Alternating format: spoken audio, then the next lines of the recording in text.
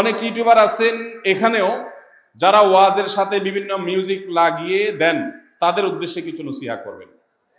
YouTuber ভাইরা, এটা তো তোমরা ছাড়বা না, তোমাদের বিরুদ্ধে প্রশ্ন এসে গেছে। অনেক ইউটিউবার ভাইরা ওয়াজ মাহফিলের রেকর্ড করতে আসে, মাহফিলে এসেও নামাজ পড়ে না। আমি ইউটিউবার ভাইদেরকে বলবো, তোমাদের আল্লাহকে সবচেয়ে বেশি ভয় করা উচিত। প্রিয় ভাইরা, ছোট ভাইরা যারা আছো তোমরা তাদেরকে বলছি, যারা বড় ভাইরা আছেন তাদেরকে বলছি, আপনাদের আল্লাহকে বেশি ভয় করা উচিত। কেন? কারণ যত ওয়াজ আপনারা শুনছেন, এই মাহফিলের উপস্থিত দর্শকরা এত ওয়াজ শুনে নেই।